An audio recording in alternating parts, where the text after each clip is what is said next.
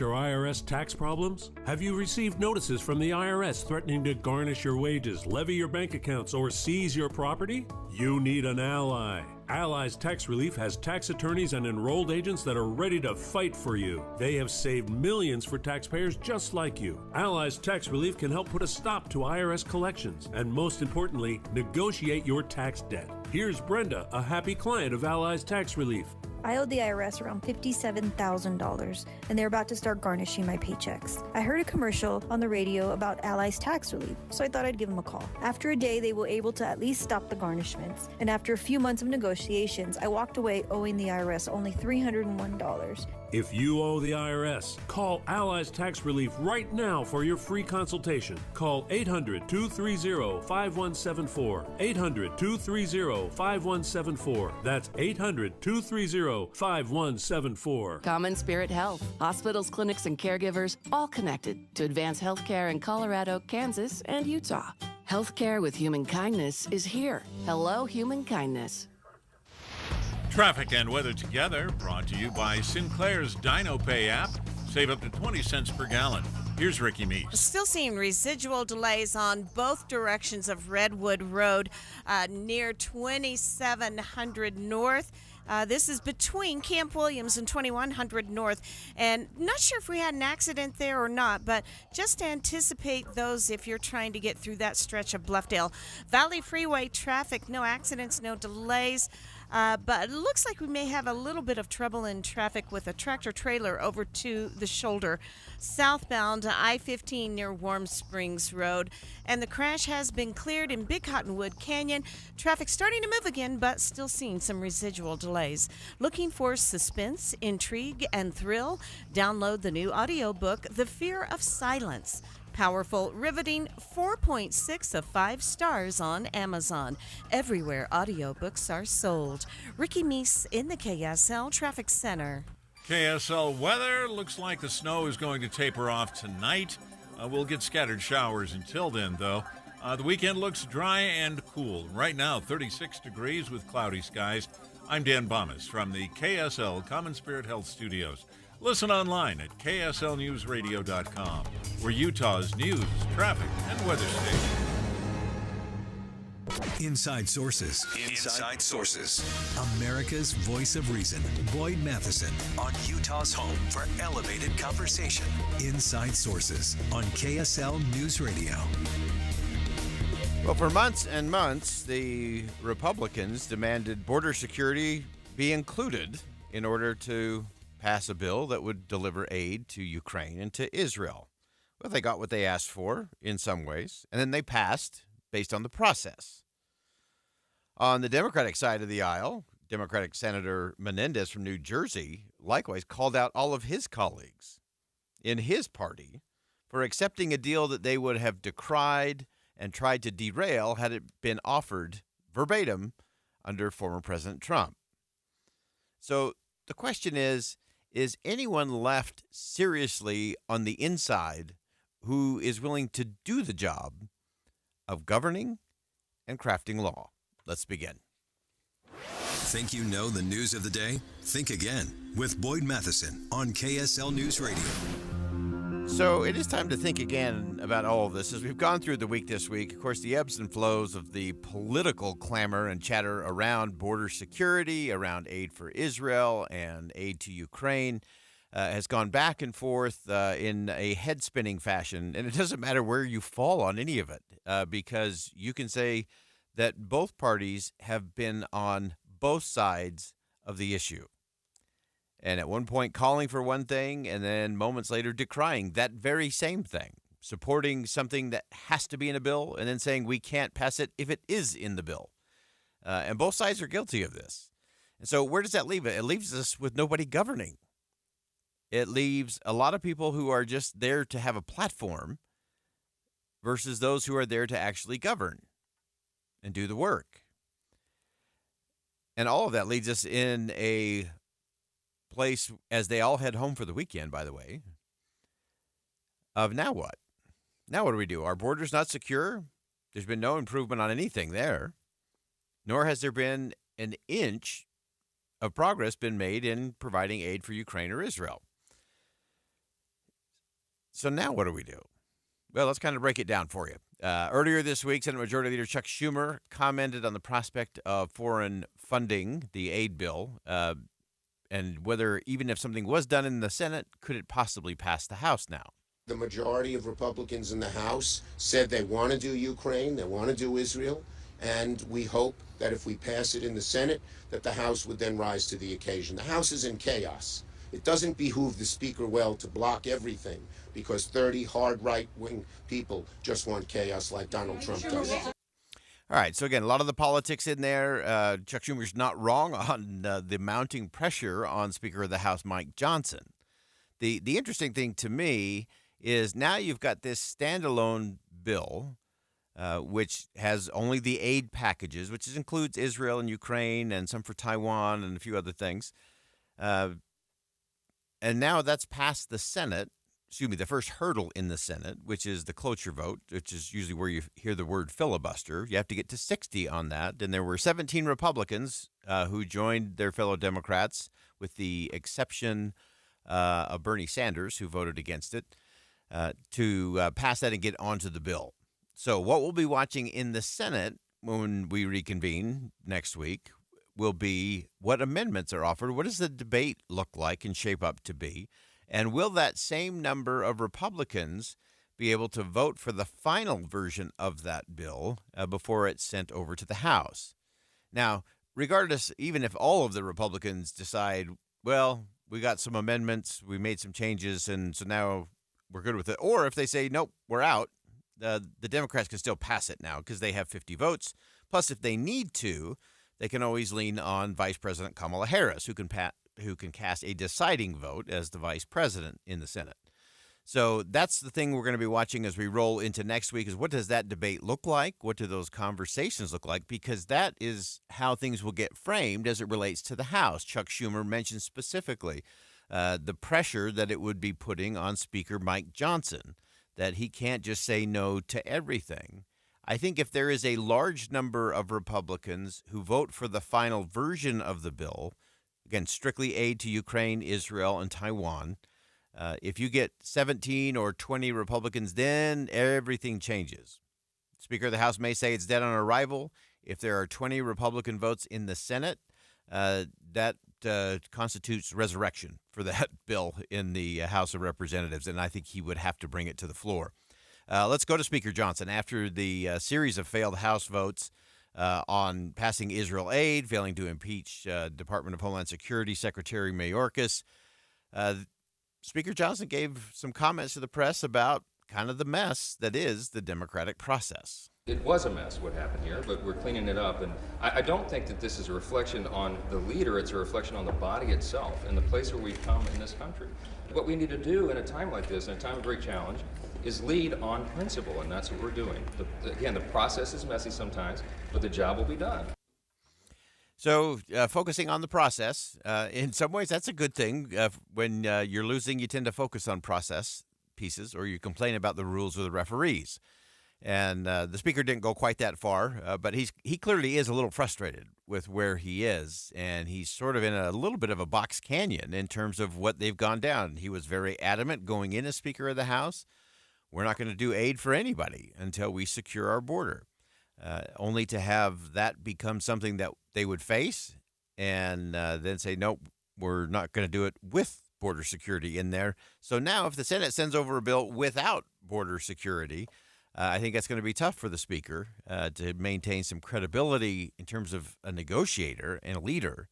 And so that's going to be interesting. In fact, a reporter asked the Speaker of the House what he would do. What's the plan if the Senate passes that aid package, just standalone aid package for Ukraine and Israel? Look, we'll see what the Senate does. We're allowing the process to play out, and we'll handle it as it is sent over. I have made very clear that you have to address these issues on their own merits. And Israel desperately needs the assistance. Everyone knows that. We'll address that. We'll see what the Senate does. We spend a lot of time on the House side awaiting the Senate's action, and it's frustrating sometimes, but that's the way the process plays out. So a lot to think about, a lot to think again about. And regardless of where you fall on the political spectrum, regardless of how you feel about aid to Israel or Ukraine, and regardless of how you feel about what needs to be done on the border in terms of security and what needs to happen in terms of immigration reform, I think the real think again moment we all have to get to is, why are we here at a point where both sides are contradicting themselves over and over and over again? And the answer, sadly, is it's all politics all the time. And so we have to ask, we the people, are we going to continue to allow that to be the status quo? We'll be right back.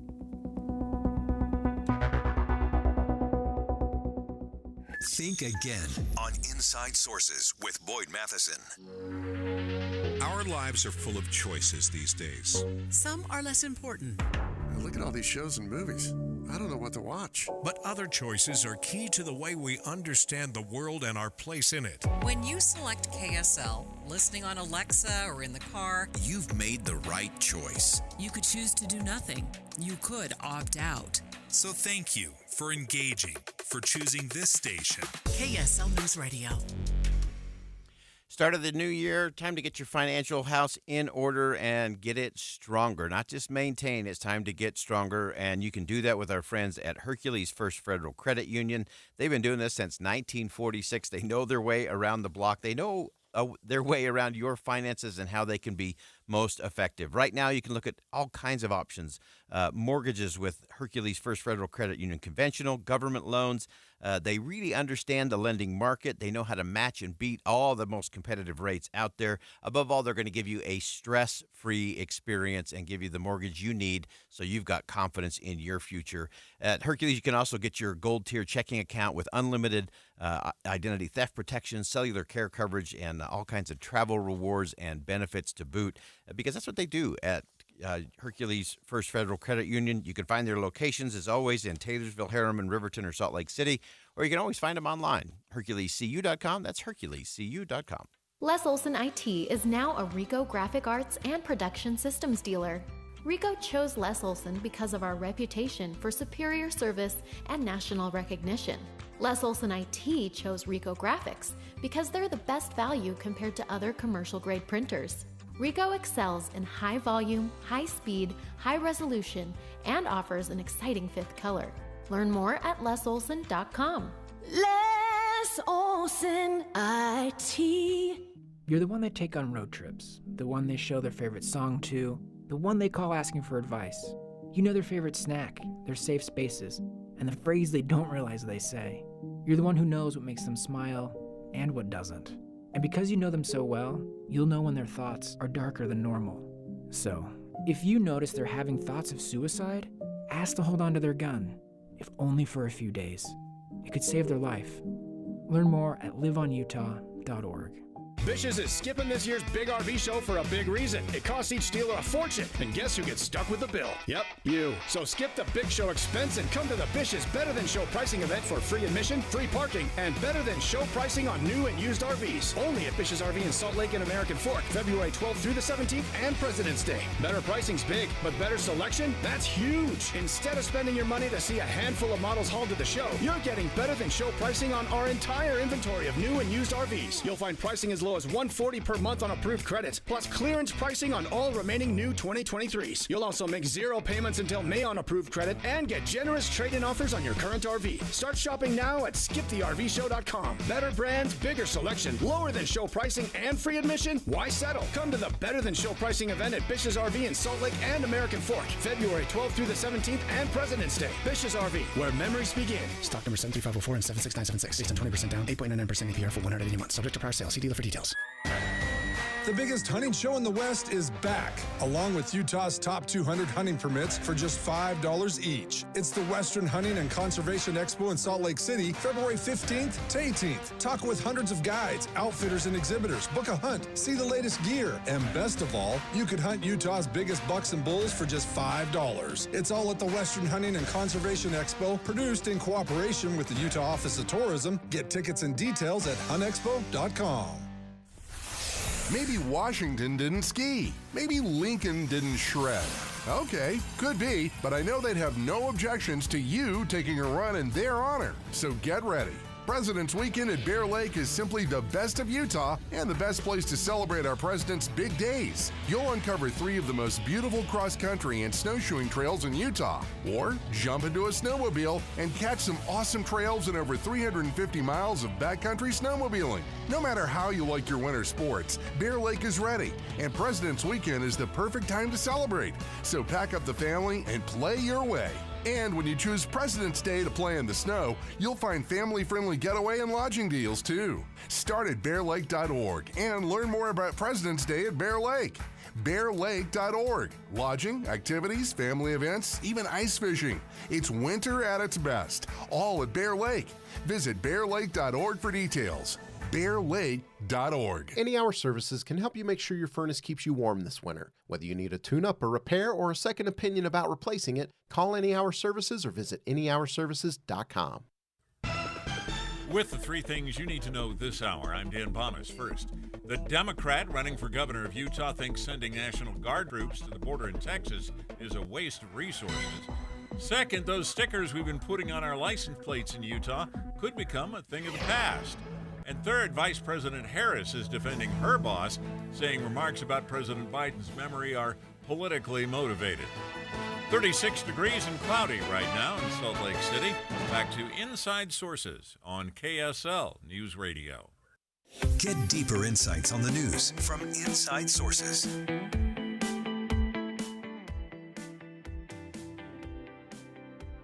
Over the years, we've looked at a lot of things as it relates to religious freedom, and in particular the Religious Freedom Restoration Act, and how crucial that is and has sparked so many different conversations. Well, in this year's Utah's legislative session, there is actually a bill that would mirror some of the things in the National Religious Freedom Restoration Act, and it's hitting some pushback, despite the fact that when things like this were discussed a long time ago, it was like bipartisan, unanimous. It was easy to get everyone behind. And so we want to kind of get under the surface a little bit, look at what are some of those concerns, but more importantly, what are the principles that are really at play here, and why do they matter in our society, and why do we need to do something a little extra here in the state of Utah? As always, we turn to a friend of the show, William Duncan, of course, is Sutherland Institute's Constitutional Law and Religious Freedom Fellow, and one of the smartest people I know. And Bill, welcome back to the show. Boy, thanks so much for having me. So give us a little sense in terms of, just help our listeners, just kind of frame it up for us a little bit in terms of where did we begin with this Religious Freedom Restoration Act on a national level, and why are we coming back to it now at the state level? Yes, that's an excellent question. And, you know, the interesting thing about it is the Religious Freedom Restoration Act, we call them that because there was a federal law passed in 1993, as you pointed out, almost unanimously. There were 2 votes against in both houses of Congress, so it was a very bipartisan bill. But that actually was based on an even earlier rule from the U.S. Supreme Court. As they were interpreting the First Amendment, they said, you know, if a government creates an undue burden on a person's ability to practice their religion, then the government has to show it has an extremely important reason to do that, you know, sort of protecting the health and safety of others. And when the Supreme Court walked away from that protective ruling in the early 90s, Congress said, no, we want to preserve that because that's the right standard for protecting religious freedom in our nation. And so they enacted that. And about half the states have passed similar kinds of laws, either a few of them before Congress in 93 and then quite a few since. Yeah. And it's one of those that I think kind of resurfaced in the midst of the pandemic in terms of what a state can and can't do. And, you know, we knew some of the states were saying, you know, you can go to a movie, or you can go to a taping of a TV show, but you can't go to a religious worship service. And so getting that exercise and that burden that you talked about, I think, is the real important point. And so what is it in this version of the Utah law that is a little different, or was it that we're really looking at? Well, that there are not that many differences. I mean, in a lot of ways, the core of the law is the same. We think there's still some adjustments being made. That Senator Todd Weiler, the sponsor of the bill, mentioned on in the Senate debate that there probably will be some adjustments made just to make sure that it's inclusive of all the kinds of, you know, protections that are needed. But But what I think is positive about this is that the Religious Freedom Restoration Act passed by Congress only covers state action. And so if a state agency or a city or county were to do something, probably inadvertently, but possibly even on purpose to limit someone's religious freedom, there would be protections in the law that don't really exist now, or certainly not in the careful, clear way that they're going to be presented in this bill. Yeah. One of the things that has been brought up, and to me this is one of those areas where we just have to get to the principle of it and not just the political clamor and chatter around it. Some people are saying, well, wait, this gives people an excuse to discriminate or to, do those kinds of things or restrict free speech. Kind of walk us through that in terms of what's the principle we're at and how do we set those concerns aside? That's a great question. The argument, I guess, and this was brought up in the Senate committee, although it didn't convince. It was still that vote was unanimously in favor. But the argument is it's kind of like a get out of jail free card. If someone were to be prosecuted for something or affected by a law, they'd say, well, I don't have to obey that law because I'm religious. And that's really a mischaracterization of what's going on with the law. Of course, on the one hand, anybody can claim that, they if they do something wrong, that they have a justification for it. But there's no guarantee under this bill that anyone would get away with that, because the the bill clearly makes specifies that if the government has a compelling interest in preventing someone from doing something, harming other people would be the obvious example, that the government's still free to do that. And claiming a religious belief doesn't overcome that important interest. What we're talking about is much more simple and more realistic concerns. A person who wants to carry a ceremonial knife because that's part of their religion. A person who wants to wear a headscarf because that's something that they believe. Someone who doesn't want to have to participate in an abortion or some other medical procedure that's against their beliefs. And as long as the government has a really strong reason, they can overcome this if they need to.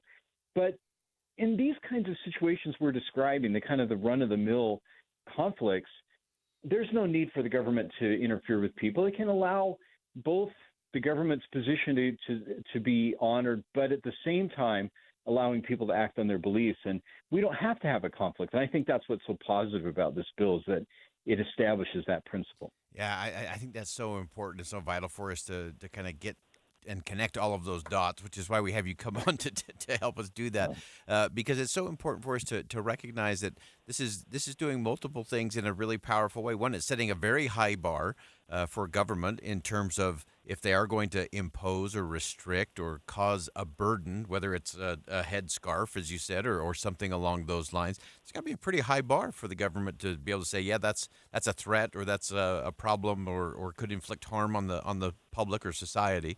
And on the other hand, it's making sure we have space so that everyone can have that freedom to take their whole authentic self into the public square.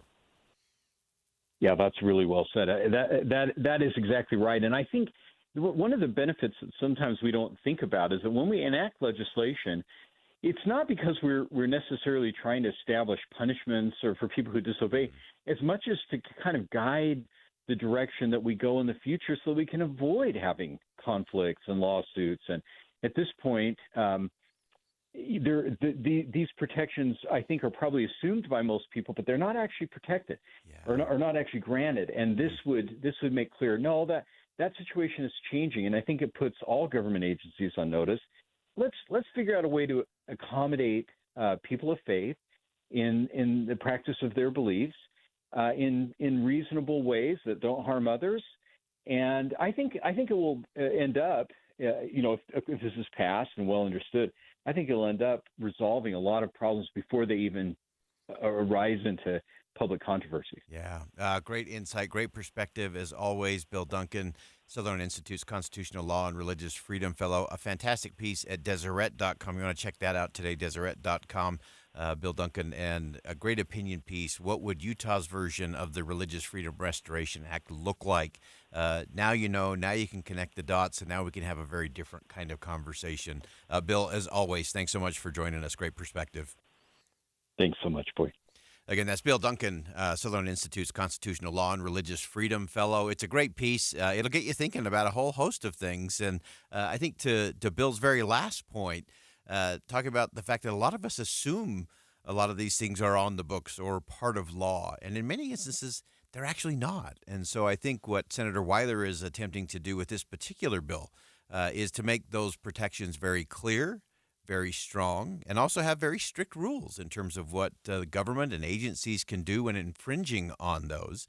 And then also making sure we're creating space so that we can have that kind of society where everybody can move around in confidence in conversations, confidence in our walk, and in everything that we're doing. So big thanks to Bill Duncan, as always. We'll be right back.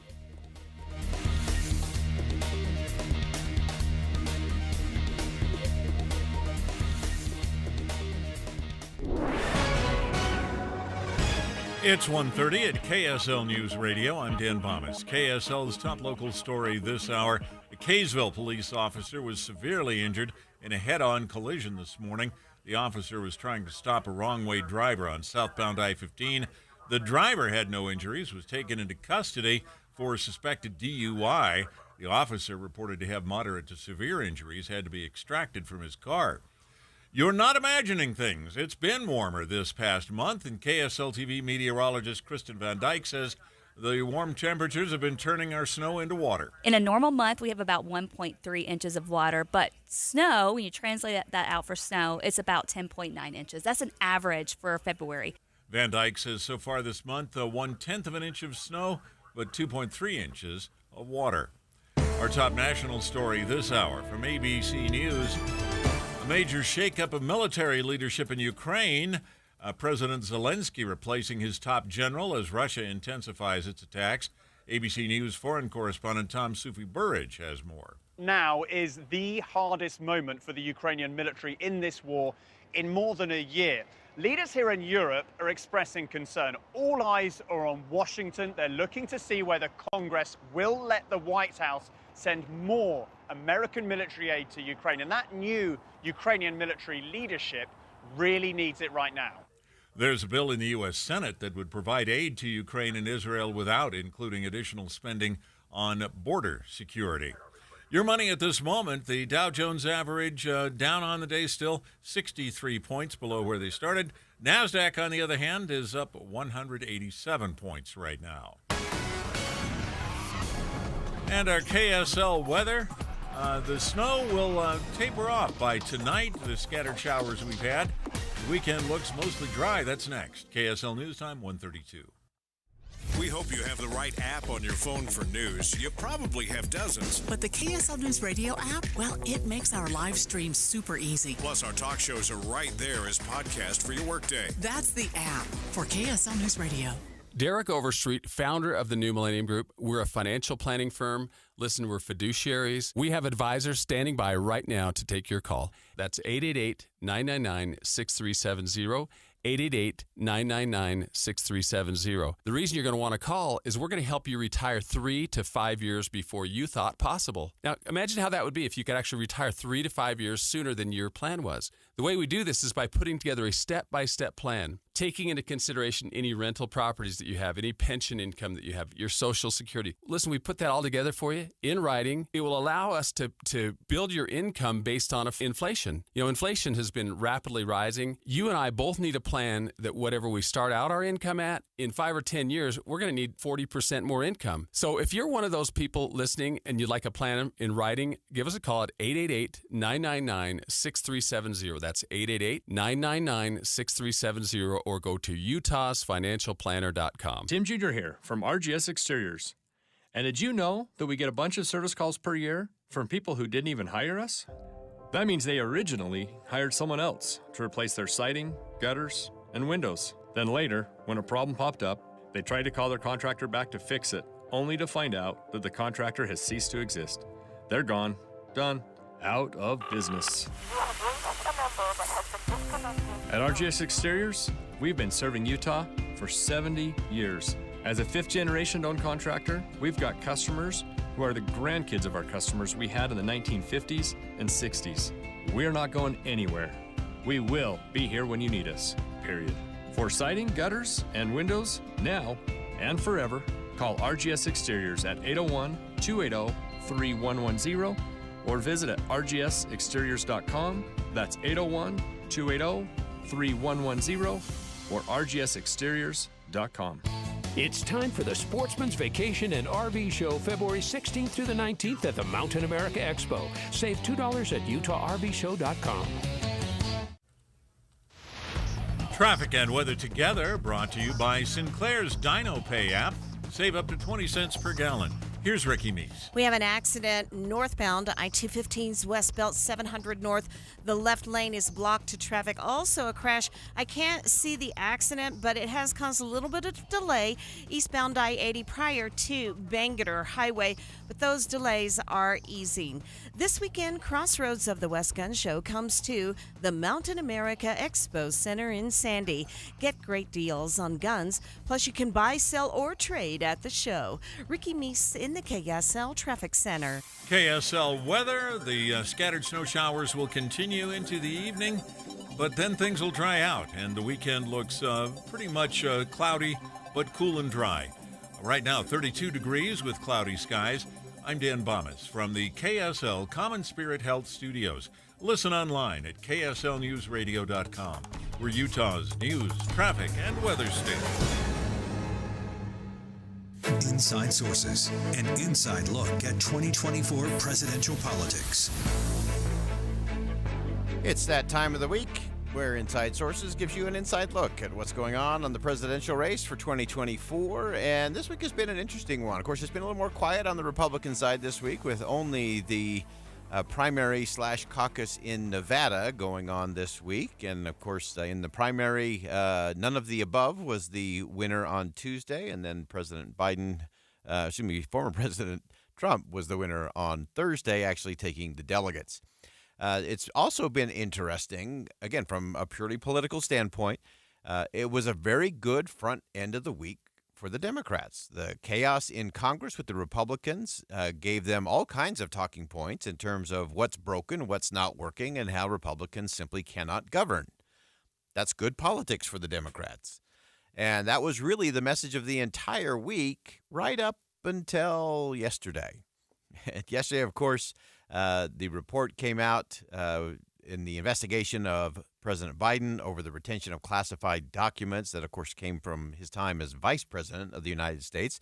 They released their findings yesterday in a very lengthy report, nearly 400 pages, weighing in. And while they're not pressing charges over the allegations regarding the materials, there were a lot of comments made regarding the president's age, his memory, his mental fitness, and this has erupted into the firestorm closing out the week that the White House just simply did not want or need. So we want to break that down just a little bit in terms of the impact of all of this on the presidential race and kind of the good, bad, and the ugly of how they've played this out. And as always, I'm going to ask you to put your politics aside for a minute, look at it from a strategy standpoint, a messaging standpoint, and what's in the best interest of the country standpoint. So I think the first big mistake from the White House is they had a very hastily called press conference last night with President Biden. Whenever you hastily call and summon the press for a press conference, they're coming in swinging, and they're coming in very skeptical. And that's exactly what happened. President Biden delivered his remarks. He was clearly fiery. He was angry and frustrated. He delivered his remarks, and then he took some questions. I will call that bad staffing. You never want the person you're representing to be answering questions when they're angry and frustrated. It rarely ends well. And that's exactly what happened. And so, of course, the press was looking for things.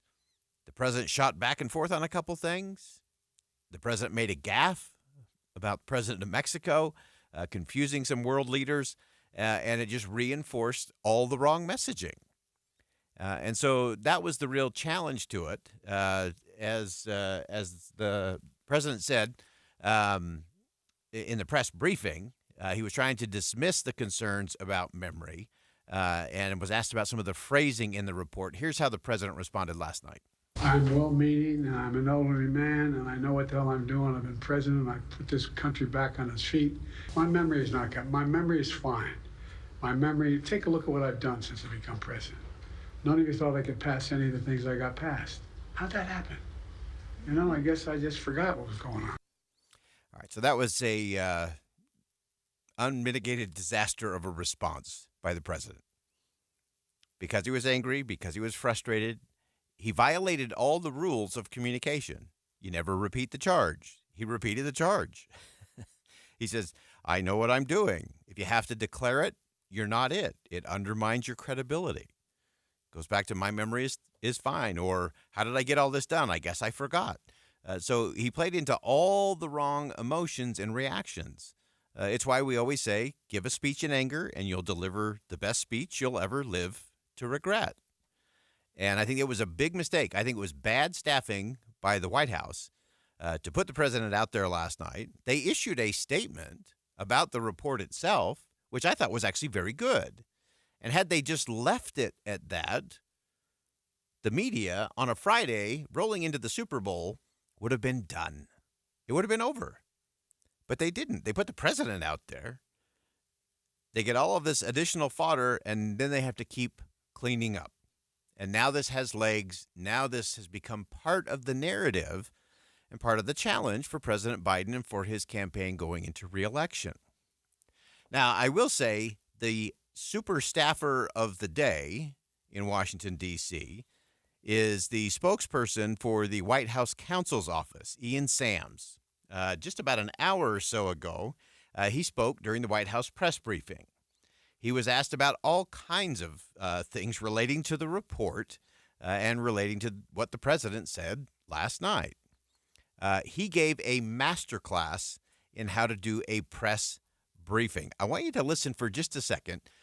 One reporter asked about the administration's criticism of the report and how the administration has criticized former President Trump for criticizing these kinds of investigations, really asking, hey, aren't both sides saying the same thing? And what does this do to undermine trust and confidence in the institutions? And here's his response. I think that that's a false equivalence kind of question because what we have argued and what we continue to say and believe is that you're not supposed to make these sorts of things according to Justice Department policy.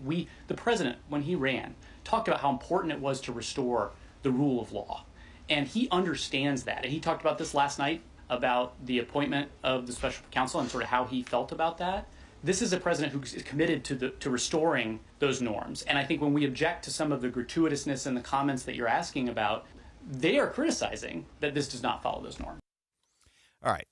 Again, if you want to watch a master class in how to deal with a difficult situation, a tough set of circumstances, and to really do it in a very strong way, White House counsel spokesperson Ian Sams delivered it today. President Biden and the entire team should be taking him out to a very nice dinner and giving him a raise.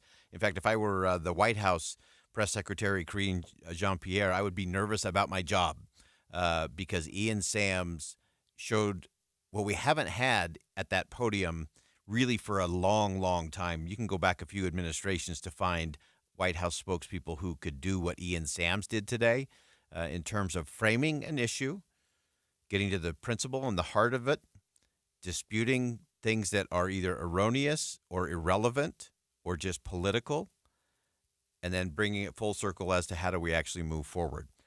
So I will tip the cap to Ian Sams, White House counsel spokesperson today. He did deliver a master class in how you go about this kind of thing. Now, the fallout will be really interesting now because now the administration has to deal with the age memory question over and over and over again. And every gaffe will be more closely scrutinized. Every little slip up, every hesitation and pause is going to get even more scrutiny. And that is an unforced error. They did the right thing when the report came out.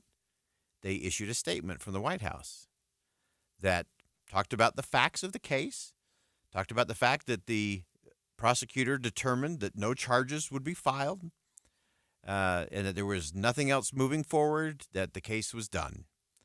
And they should have left it at that. But in our divisive political age, we end up with the same kind of thing. That we end up doing the political move instead of just the right move. And whenever you're hesitating, whenever you're vacillating back and forth, especially in a heated political season, you usually end up making the wrong decision. And so that's how we have to get back to the right kind of conversation. We'll step aside for a quick break. More Inside Sources coming up next. Wireless headphones. That'll be $200. I'll use my Capital One Quicksilver card. Now that's a hit. You used the Capital One Quicksilver card, which makes you the hero of every purchase. With Quicksilver, you earn unlimited 1.5% cash back on every purchase everywhere. I wanted running music, but unlimited 1.5% cash back is pretty heroic. Good instincts. Every hero needs a theme song. The Capital One Quicksilver card. What's in your wallet? Terms apply. See CapitalOne.com for details. Get in zone, AutoZone. Welcome to AutoZone. What are you working on today? Brakes? We can save you 15% on that. We have OE quality Duralast brake pads and rotors in stock, ready for pickup or delivery. We also have calipers, brake fluid, tools, and anything else you'll need to do the job right. When you get Duralast pads and rotors together, you'll save 15%.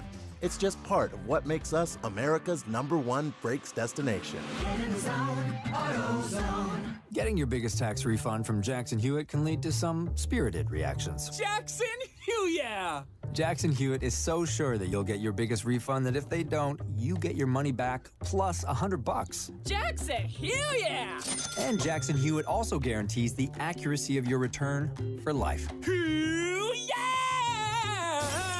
So don't just sit there. For your biggest refund guaranteed, walk into a Jackson Hewitt today and dance out Jackson Hewitt!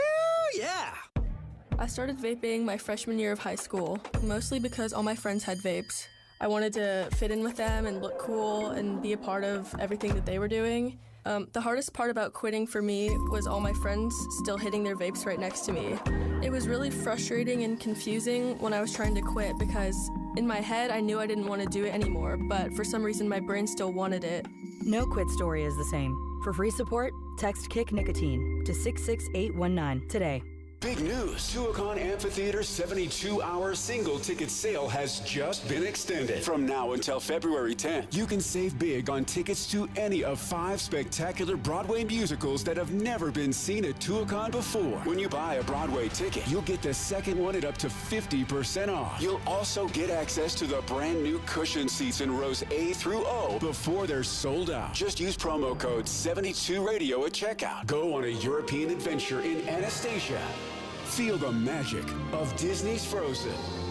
And follow the rise of musical phenomenon Frankie Valli and the 4 Seasons in Jersey Boys, featuring a new PG-rated script. In the Tuacahn Indoor Theater, be inspired by the life of Johnny Cash in Ring of Fire and surround yourself with the holiday spirit in A Christmas Carol.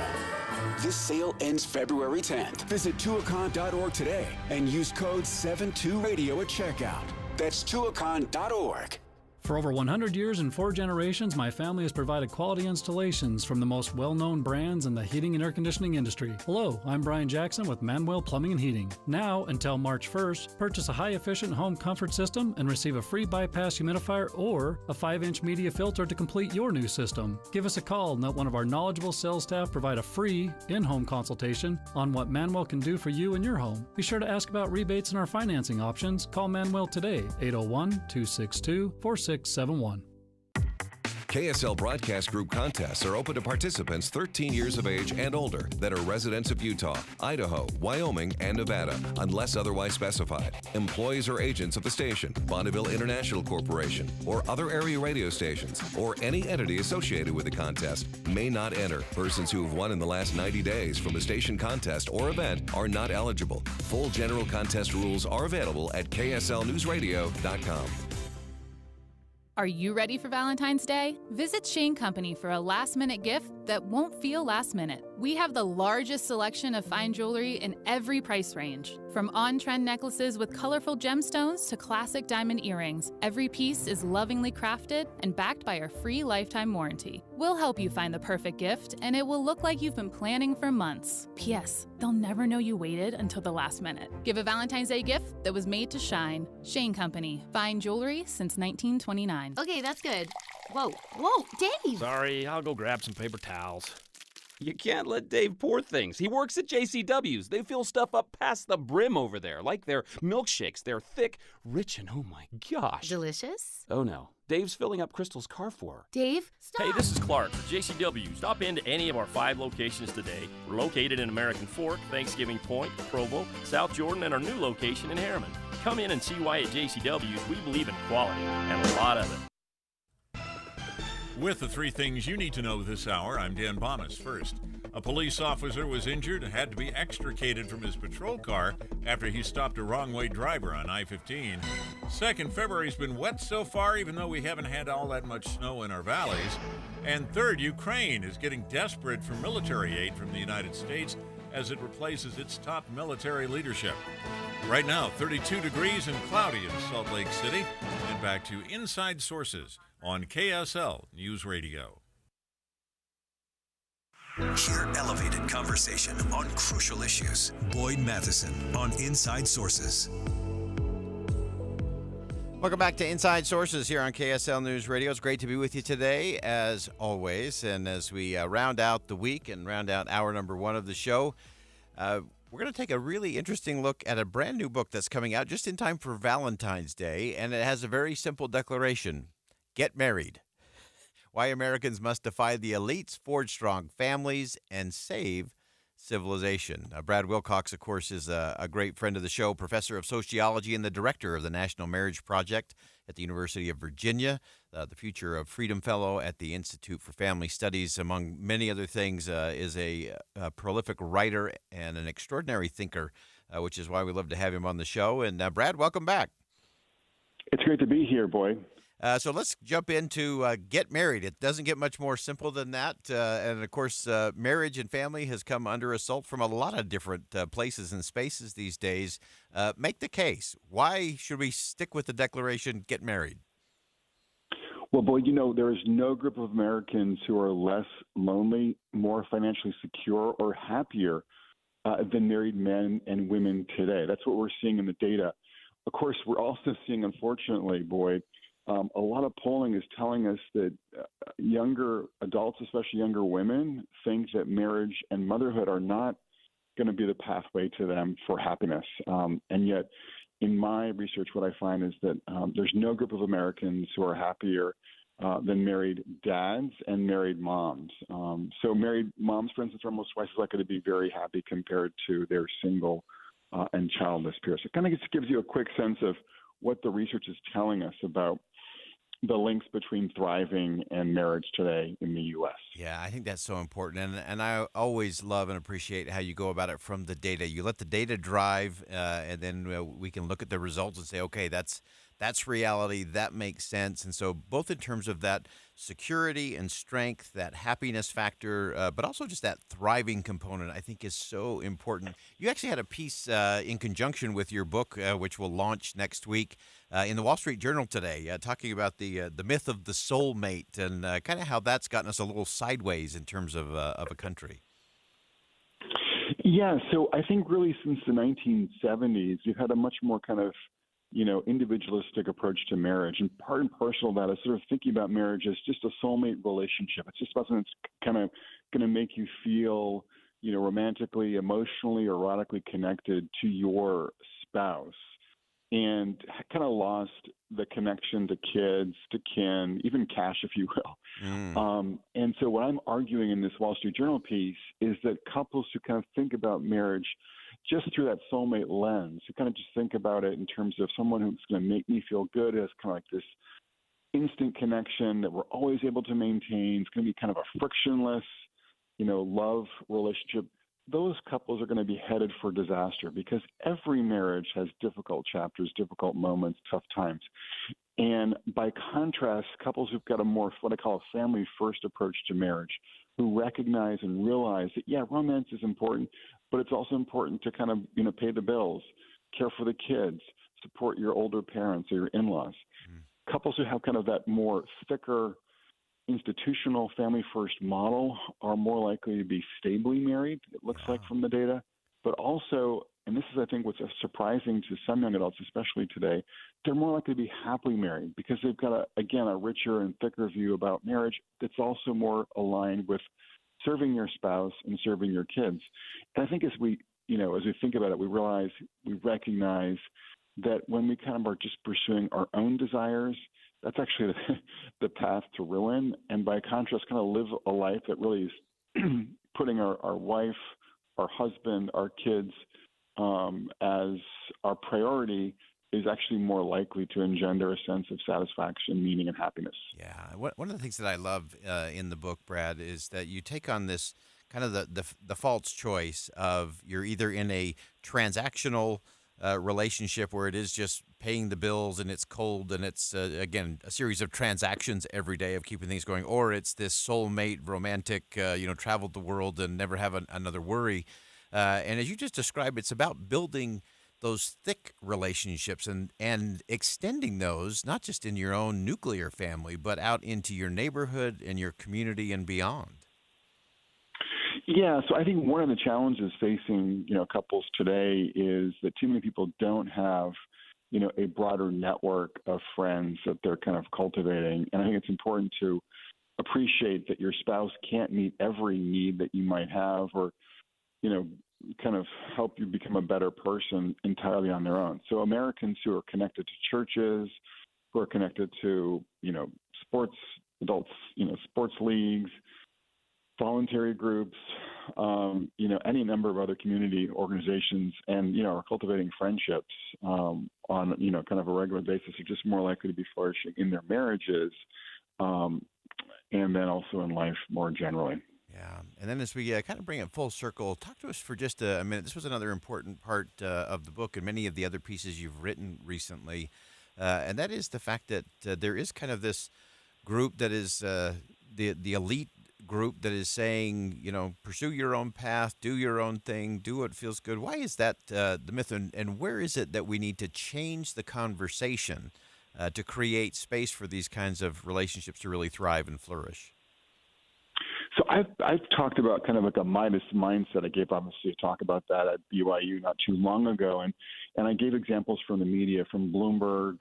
I gave examples from The Atlantic and from the New York Times on the left, but also on the right now from Andrew Tate's posts and YouTube interviews as well. And in their own different ways, they're kind of basically encouraging a lot of Americans, especially younger adults, young women on the left, young men on the right, to steer clear of marriage and lifelong love and family. Instead, kind of just, focus on being free of all those encumbrances and, just to kill it at work, make a lot of money, get fit and, and maybe use but not invest in the opposite sex. And I'm just showing in the book in so many different ways that that's the exact wrong prescription, that people who are investing in love and marriage and family are on average most likely to be financially secure and to be happy and also to be, kind of minimizing their odds of being lonely as well. Yeah, it's a compelling case, again, based on the data and the science and what we're actually seeing out there. The book, which will be on sale next week, just in time for Valentine's Day, I think very appropriately.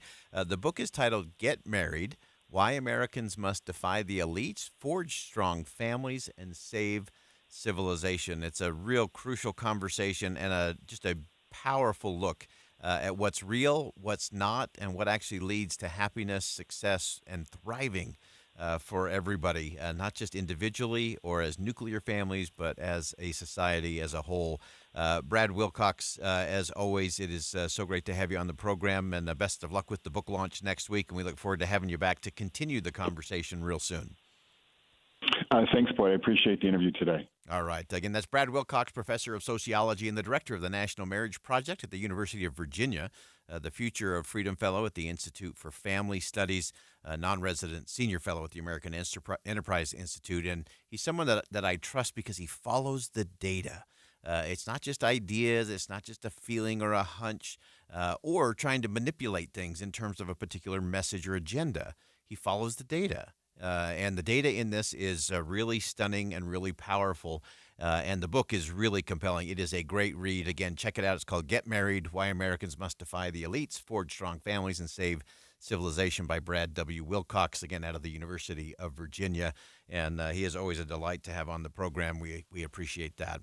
All right, well, that's going to wrap it up for us for hour number 1 of Inside Sources, but you do not want to go anywhere. Coming back in hour number 2, we're going to take a look at Larry Hogan, who's a surprise entrance into the Maryland Senate race. We'll also go back to my conversation with David Blankenhorn about better angels and better conversations. And then Representative John Curtis is going to join us fresh back from the border with some really interesting information you don't want to miss as we round it out here on Inside Sources on KSL News Radio. Stick around. We'll be right back.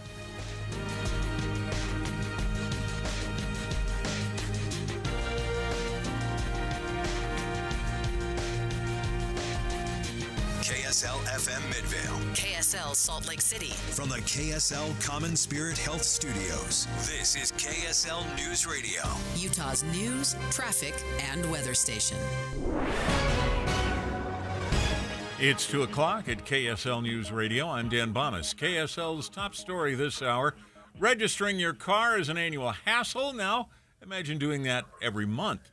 KSL News Radio's Alexandria Bonilla reports. A bill advancing in the House creates an option of a monthly registration fee instead of a yearly one. It would split what would be the annual fee into 12 equal payments. The bill's sponsor, Representative Katie Hall, says it's to increase affordability, spreading the payment out over time. And because it would be renewed every month, registration stickers would be eliminated completely, even if you don't opt into the month-to-month plan. The bill does not affect emissions tests. Those would still need to happen every 2 years.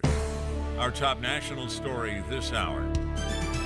Several pharmaceutical CEOs for companies like Johnson & Johnson, Merck, and Bristol-Myers Squibb were in the hot seat on Capitol Hill today, facing fierce questioning on the high price of popular prescription drugs in the United States.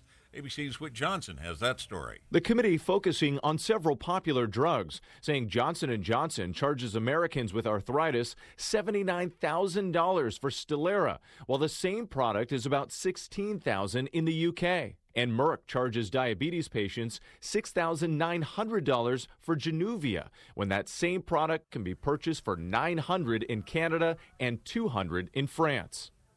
And your money at this moment, the Dow Jones average still down 55 points as we approach the close of trading. NASDAQ is down is up today. Has been all day. 196 points right now. And our KSL weather looks like we're going to see snow tapering off tonight. That's next. KSL News Time 2:01. It's a priority for us at this station to bring you all sides of a story and to talk about the news fairly, completely. Get all the facts and be really aware. Utah's Morning News with us, Tim and Amanda. Weekday mornings 5 to 9 on KSL News Radio. Many people, Amanda, I think, start each new year with one of two resolutions. One is to lose weight. The other is to save money. Yeah. And if you struggle to do that in the past, UCCU has an automatic way to help you. I have used these wonderful savings goals, savings accounts at UCCU so many times. In fact, I just set one up. It's so easy. You just go and you tell it, what are you saving for? So right now I'm saving for a senior trip for my youngest son. Mm-hmm. And I tell it, I have until June of 2025. I want to save this much money.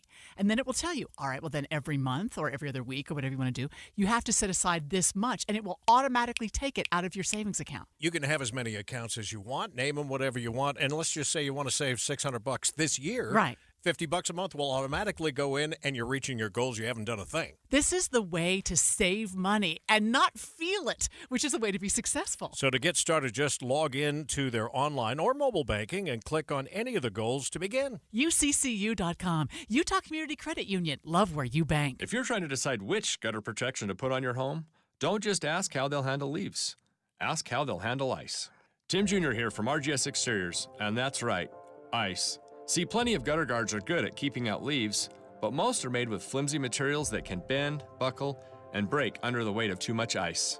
Kind of a big problem in an icy state like Utah, right? At RGS Exteriors, our exclusive gutter protection systems are built Utah tough. They're made with premium strength materials that hold up to 1,200 pounds of ice per square foot. Simply put, they're not going to budge. Our gutter guards are also certified to handle hurricane-level winds and rain. Mother Nature can't damage them. Guaranteed. Utah Tough Products. That's the RGS way. For a free estimate, call 801-280-3110 or visit rgsexteriors.com. That's rgsexteriors.com or 801-280-3110. Getting help with electrical repairs is easier than you think. All you have to do is call Any Hour Services or schedule an appointment at anyhourservices.com. No one helps more homeowners than Any Hour Services. Traffic and weather together brought to you by Sinclair's DinoPay app. Save up to 20 cents per gallon. Here's Ricky Meese. More snow coming down and coating I-15, making for slow speeds. And this is in the southern portion of Utah County between Payson and Santaquin. What if an entire town was overcome with the fear of silence? The Fear of Silence, new audiobook by Nathan Smith Jones, captivating you till the end. The Fear of Silence, everywhere audiobooks are sold. Ricky Meese in the KSL Traffic Center. KSL weather looks like we're getting quite a bit of snow in southern Utah County, and the scattered snow showers will continue through tonight. But by tomorrow, we should see things dry out a bit, even though we'll still have some clouds and temperatures in the mid-30s. Right now, 34 degrees, cloudy. I'm Dan Bomas from the KSL Common Spirit Health Studios. Listen online at kslnewsradio.com. We're Utah's news, traffic, and weather station. Inside Sources. Inside Sources. America's voice of reason. Boyd Matheson on Utah's home for elevated conversation. Inside Sources on KSL News Radio. Well, over the course of the last year or so, Maryland Governor Larry Hogan has been in the middle of the no labels movement. Many people were anticipating that he might be part of a potential third-party presidential ticket coming up in 2024 when No Labels decides after Super Tuesday if they're going to field a ticket. Well, just about a week and a half ago, Governor Hogan pulled out, all the way out of the No Labels movement, which was a little bit of a head-scratcher for a lot of folks. No one quite understood if that meant he was going to launch his own presidential campaign. So what did he decide to do? This is a completely different kind of think again, so let's begin. Think you know the news of the day? Think again with Boyd Matheson on KSL News Radio.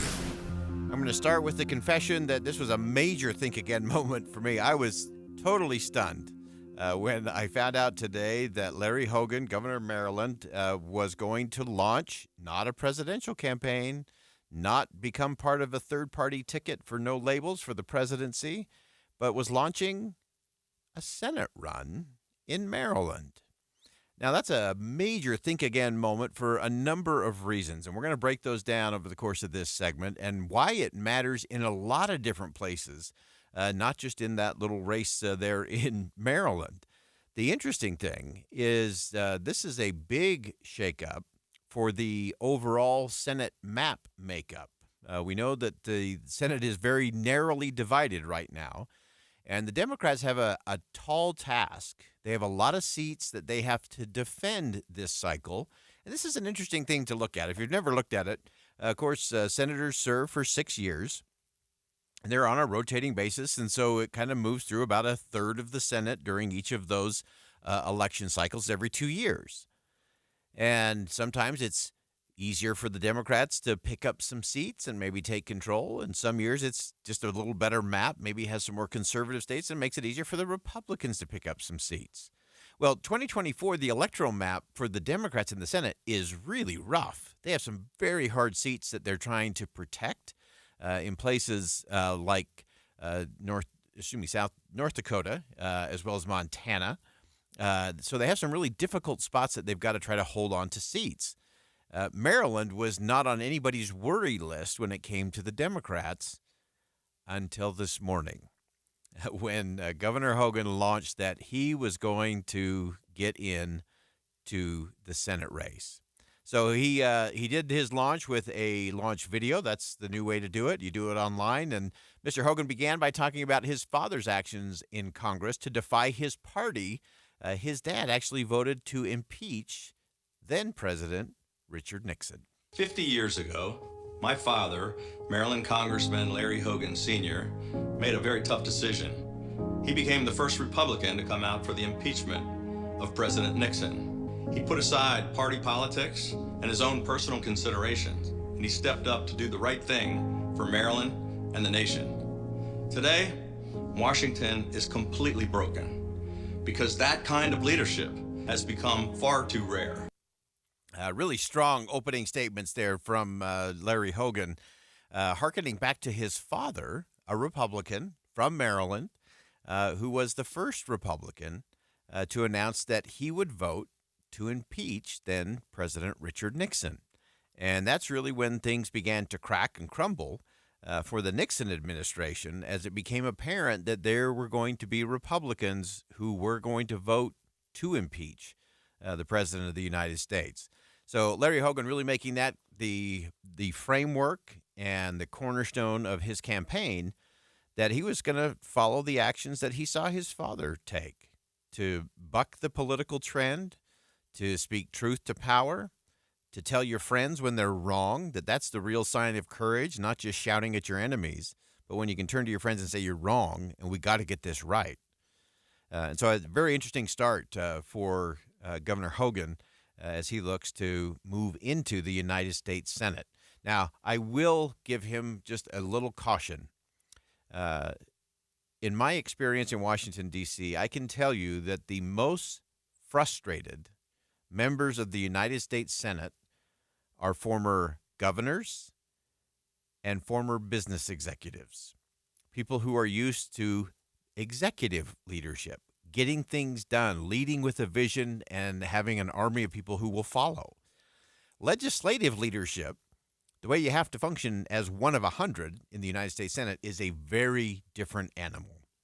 I remember riding on the train back and forth from the Russell Building over to the United States Capitol for votes, and I would see people like Ron Johnson, or I would see some of those who have been governors in the past, or business executives in the past, and I kind of crowned them the flat forehead society because countless times every day you would see them kind of smacking their foreheads, saying, I can't believe this is how this place runs. There's no business in America. There's no state in America that can function the way this place doesn't function. No one would be allowed to do that.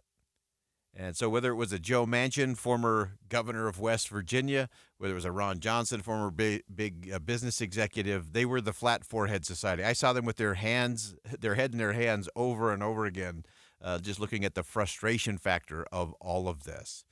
Now, Governor Hogan is characterizing his run as a retreat from the total, complete partisan politics that has really taken over our nation's capital. We desperately need leaders willing to stand up to both parties. Leaders that appreciate that no one of us has all the answers or all the power. Because this is not just about the differences between the right and the left. This is about the difference between right and wrong. And this isn't just your typical fight between Democrats and Republicans. It's more important than that. This is a fight for Maryland and America's future. And that is a fight worth fighting. So that was, again, part of the launch campaign for Governor Larry Hogan as he begins to embark on a race for the United States Senate. And again, he will be part of that flat forehead society. I think Mitt Romney has been part of that as well, as someone who was both a former governor and a former business executive. It is an interesting challenge to navigate legislative leadership versus executive leadership. They're just very different animals. I do love the fact that Governor Hogan talked about the fact that it's not about left versus right. It's about right versus wrong. And it's also about getting to what is better. What's better for states, what's better for the country, what's better for our own communities. Now, last month when Governor Hogan stepped away from no labels, again, they're considering putting a presidential ticket up if it looks like it's going to be a rematch of former President Trump and current President Biden. Is that moves towards Super Tuesday. But when Governor Hogan stepped away, he was interviewed and asked why. Why now is he stepping away from the no labels movement and a potential run for the White House? But I really didn't. It wasn't anything other than I just at the end of the year decided that I should no longer stay involved as the chairman. But it was not because I didn't believe in the group, and it was not because I was running or not running. It's my position hasn't changed at all. So an interesting think again moment there. Again, many people thought he would be on a presidential ticket for no labels. Instead, Larry Hogan is running for the United States Senate from the state of Maryland. He said, we desperately need leaders willing to stand up to both parties, leaders that appreciate that no one of us has all the answers or all the power, because this is not just a difference between right and left. It's about right and wrong. And that's the conversation we have to get to. And again, it's not about the political parties. It's about we the people. We'll be right back.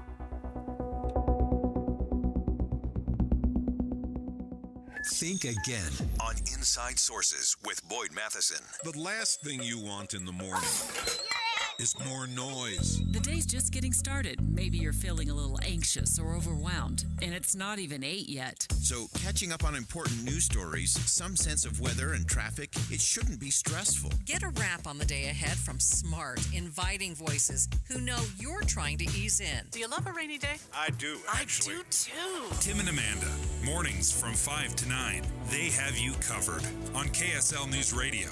There are two amazing productions, very different productions, on the stages right now at Hale Center Theater. One is Clue, that I thoroughly enjoyed. It is a madcap comedy, and as I mentioned, it has the greatest death scene I have ever seen on the stage. Then down the hall in the theater in the Round, it's Fiddler on the Roof. It is breathtaking. You are going to love both productions that are underway right now at Hale Center Theater, but there's so much more to come. May We All, a country musical, is coming up next. Then The Time Machine, The Nutty Professor, The Addams Family, which is wonderful, and The Magician's Elephant Plus. The season wraps up just before the Christmas production of A Christmas Carol, Disney's Beauty and the Beast. Get your tickets now. Go to hct.org. And be sure to pick up gift cards, too. They're perfect just to slip in a thank you card. Go to hct.org. Be advised, this is a once-in-a-lifetime opportunity to save 40 to 80% on a hot tub and swim spa this weekend only, today through Sunday. Mountain America Expo Center, Sandy. Be advised, this is a once-in-a-lifetime opportunity to save 40 to 80% on a hot tub and swim spa this weekend only, today through Sunday. Mountain America Expo Center, Sandy. 18-month interest-free financing. Our factories have demanded we sell 1,000 hot tubs and swim spas this weekend. Mountain America Expo Center, Sandy. Huge factory incentives, factory rebates, this weekend only. Mountain America Expo Center, Sandy. We can remove your old hot tub. Free delivery of your new hot tub. Hot tub starting at $2,999. Mountain America Expo Center, Sandy. Free delivery of your new hot tub. Just relax and enjoy. Mountain America Expo Center, Sandy. Friday, noon to 8 p.m. Saturday, 10 a.m. to 8 p.m. Sunday, 10 a.m. to 6 p.m. Free admission, free parking, free delivery. Mountain America Expo Center, Sandy. Call 833-SPA-SALE or visit hottubandSwimSpaSale.com. Derek Overstreet, founder of the New Millennium Group. We're a financial planning firm. Listen, we're fiduciaries. We have advisors standing by right now to take your call. That's 888-999-6370. 888-999-6370. The reason you're going to want to call is we're going to help you retire 3 to 5 years before you thought possible. Now, imagine how that would be if you could actually retire 3 to 5 years sooner than your plan was. The way we do this is by putting together a step-by-step plan, taking into consideration any rental properties that you have, any pension income that you have, your Social Security. Listen, we put that all together for you in writing. It will allow us to build your income based on inflation. You know, inflation has been rapidly rising. You and I both need a plan that whatever we start out our income at, in 5 or 10 years, we're going to need 40% more income. So if you're one of those people listening and you'd like a plan in writing, give us a call at 888-999-6370. That's 888-999-6370, or go to utahsfinancialplanner.com. Don't miss the Crossroads of the West gun show this weekend at Mountain America Expo Center. Check it out. We're finding everything we're looking for, so we're impressed. Awesome selection. Awesome, yeah, just a lot more than I expected to see. Crossroads of the West gun show this Saturday and Sunday at Mountain America Expo Center, starting at 9 a.m. Your ticket is good all weekend. The quality at this particular show is extremely high, and the prices have been very fair. We'll scour through, find the best part, and come back and buy it. Hundreds of tables featuring new and used guns and ammo, gun safes, reloading supplies, knives, hunting equipment, scopes, accessories, and more. If they don't have it here, they don't have it. Collector guns, military guns, handguns, rifles, shotguns, and police supplies. Some at wholesale price. Books, jewelry, gift ideas, and door prizes. I've been coming here for probably 10 years. I'm going to tell my friends to come out here tomorrow. Check it out. This weekend at the Crossroads of the West gun show, this is the big one. Exit I-15 on 90th South. Go east to State Street, then south 4 blocks to the Mountain America Expo Center. You can buy, sell, and trade at all Crossroads gun shows. Hey folks, it's Doug and Kathy with Window World. Doug, can you believe it's been 20 years? What's been 20 years? Well, since we opened our first Window World store. That is amazing. Our motto today is the same: quality products, professionally installed, backed up by our awesome warranty. And our team shares those very same values. Come see us today. We have stores in Murray and Spanish Fork for your convenience. Experience the Window World difference. Call 801-281-8111 or visit windowworldutah.com. And we promise no baloney. 2 years ago, Americans watched in horror as a crisis unfolded at the Kabul airport. There's desperation and anguish. More than 80,000 Afghans have since arrived in America, but this story is still unfolding. I'm Andrea Smartin. In my new podcast, Stranger Becomes Neighbor, we'll find out what happens to these new arrivals in our communities. Who would help our newest neighbors? Follow us at kslpodcast.com, Apple Podcasts, or anywhere else you listen. Dave and Dujanovic. You may not be interested in everything we talk about, but I guarantee you listen for 3 hours, we're going to hit several things. Everything from politics to how the economy is impacting your family's pocketbook. Listen for Dave and Dujanovic 9 to noon on KSL News Radio. With the 3 things you need to know this hour, I'm Dan Bonas. First, a police officer was injured and had to be extricated from his patrol car after he stopped a wrong-way driver on I-15. Second, February's been wet so far, even though we haven't had all that much snow in our valleys. And third, Ukraine is getting desperate for military aid from the United States as it replaces its top military leadership. Right now, 32 degrees and cloudy in Salt Lake City. And back to Inside Sources on KSL News Radio. Get deeper insights on the news from Inside Sources. Welcome back to Inside Sources here on KSL News Radio. It's great to be with you today. As always, I am Boyd Matheson, and we're going to go back to a conversation we had a little bit ago with one of our favorite people and guests on the show. David Blankenhorn, of course, is the president and co-founder of Braver Angels, is doing some extraordinary work in changing the game, changing and elevating the conversation, getting rid of the contempt and the anger and the fear and the frustration models, and just showing that when you leave it up to the American people to have a conversation, they can actually have an extraordinary, transformational kind of conversation. And David, welcome back to the Beehive State, and welcome back to Inside Sources. Oh, great to be back, and really great to be with you again. Wonderful. So you started this whole project. We're going to go back to calling it the within the parentheses of a crazy idea model. It was a crazy idea, starting all the way back in 2016. It seemed like a crazy idea at the time. We just decided we would bring together some people right after the 2016 election that had been on, voted for Trump, voted for Clinton. Could we talk to each other? And it seemed simple enough, but it was an amazing experience. And we've now done these all over the country, and we've built a national organization that is devoted to building a civic friendship among the citizens that's strong enough to withstand pretty passionate disagreements. We can still be a country. We can still care for one another, notwithstanding the issues that divide us. And it's actually been a remarkable experience to see how much people want this. Yeah. You know? Yeah, they do. And especially those who listen to this program, they get it, and they want to be part of that kind of conversation. And to me, one of the really fascinating things is as you travel the country, I want you to explain for us kind of that experience, that aha moment of like, wow, that person's actually pretty rational, pretty reasonable. How could they possibly be rational and reasonable if they're on the other side of the political spectrum? But you're proving that out over and over and over again. It's true. We're a better people than we've been told, and we're a people that have more in common with each other than we're often told. One of the interesting things is when we ask people to come to one of our events, people on both sides, the left and the right, will often say, well, I'd be interested, but I don't think I would be a good participant because I like to use facts and reason. And I don't really like to talk to people who only think with their emotions and don't respect facts. People on both sides say that. So we say, well, actually, you're just you're perfect. You're perfect for this, and so please join us. And what they discover is that I don't agree with you about who should be president. I don't agree with you about a certain issue or two, maybe more. But you're not such a bad person. You care about our country. We have some things in common. Yes, we don't agree, but you're not in bad faith. You're not a person who's crazy, who doesn't have reasons and doesn't have certain values that I recognize as good values.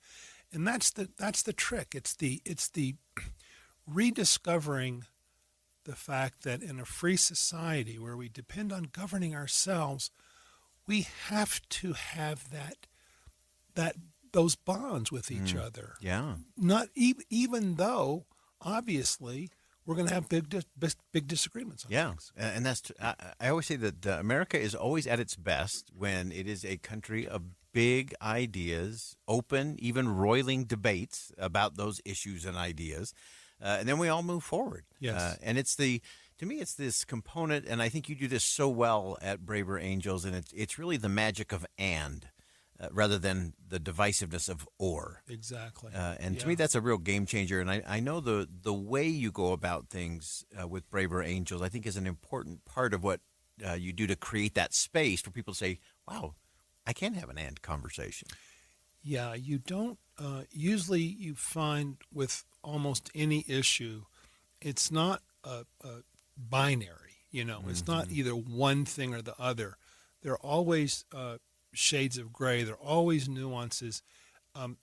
Often people on the left think that we on the left are disorganized, but all conservatives think alike. They go in lockstep. They're too organized.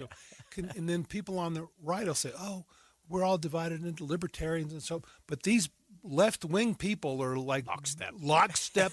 Well, both sides are wrong about this. Yeah. And so one of the beauties of the thing is seeing that there's a 1,000 takes on an issue, and usually most perspectives can contribute something to understanding the full truth of the situation. Yeah. You've done a lot of work on college campuses. Walk us through those conversations, and is the younger generation being more open or less open to a different kind of conversation?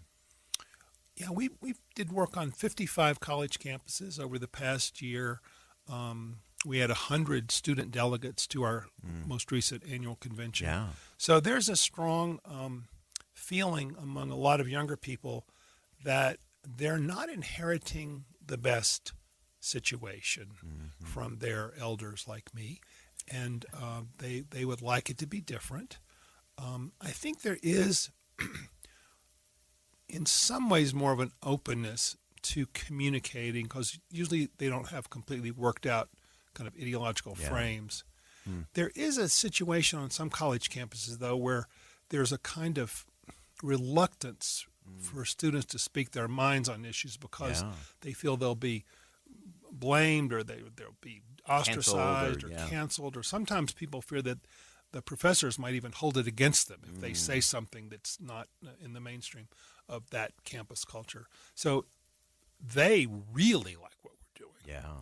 Because they'll say, well, gosh, here's an opportunity. One of our things is, as you know, one of our principles is we speak our minds fully and freely without fear. And so for a lot of these students, they'll say, well, this is the first time I've ever really been able to say what I think about something. And it's very meaningful to them. Yeah, so important. I actually just concluded an interview with Yeonmi Park, who defected from North Korea, ended up in China as a sex slave, finally made it through miraculous ways into South Korea and is landed here in the United States. And she talks about some of the things that she hears on college campuses without that ability to be free, to speak freely or without fear. And she said that's what she grew up with in North Korea. She knows how that works. Yeah. And she knows the danger there. And so respecting the diversity of views, how would it be any different in a free society? In a controlled society like she's from, they try to tell everybody exactly what to think. Yeah. They're like, they want the people to be like sheep. But in a free society, we carry around part of the government in ourselves. We're self-government, and of course we're going to disagree. But the question is how we handle the disagreement. Yeah. Do we make it a positive thing where we can grow and live together, or does it become toxic? And today I'm afraid that we're veering toward disagreement as rancor, as venom, as name-calling. Yeah. And that's what becomes destructive to our society. Yeah. Yeah, it prevents any real conversation from happening or any forward movement from happening. It blocks. It's the underlying issue that is harming our ability to work on all the other issues. Dave Blankenhorn from Better Angels. It's a better conversation. We all need to be part of that. We'll step aside for some bottom of the hour news, but don't go anywhere. When we come back, we're going to talk a little Super Bowl Sunday. And then John Curtis, fresh off the plane, back from the border, has some important things to share coming up at 2:50. Stick around. We'll be right back.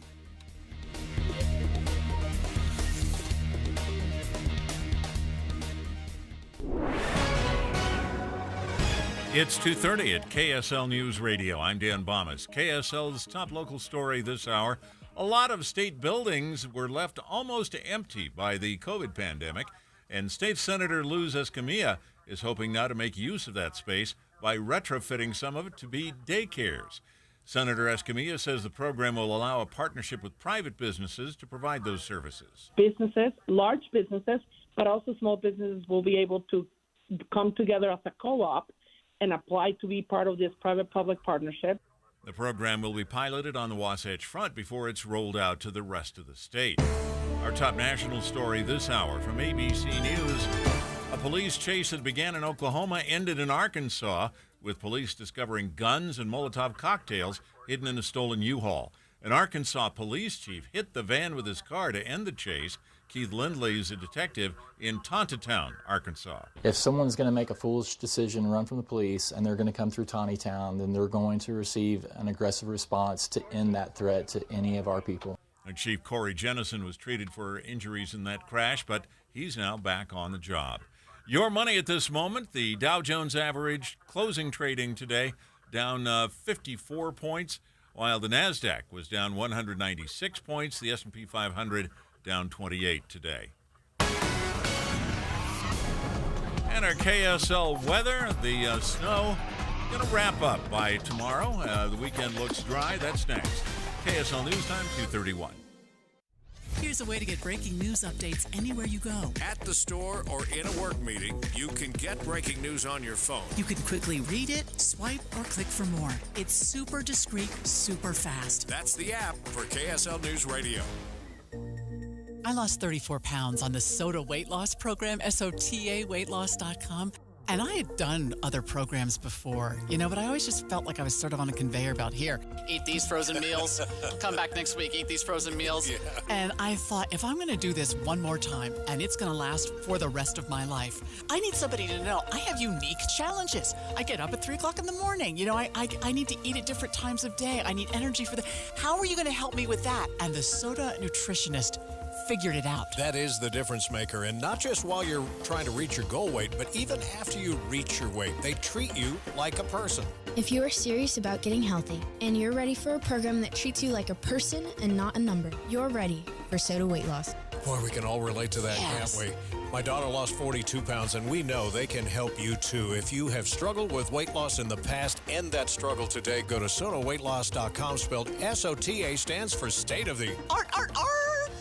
Would you like to be part of an important research study and receive up to $550? The Beehive study at the University of Utah is comparing how well 2 different FDA-authorized booster vaccines protect people against COVID-19. You can decide to get a booster or not and still participate. By joining the Beehive study, you'll have the chance to receive up to $550 for completing activities such as weekly COVID tests and brief surveys about your health. Call 801-203-0320 or email beehivestudy@utah.edu to learn more. You can also visit the study website at www.beehivestudy.com. When you hire your local CertaPro painters, you get the power of doing it right. Detailed project proposals, excellent customer service, and trusted professionals who get the job done on time and on budget. The power of experience. We're kings of the scaffolding and pros with the stucco. We've been there, done that.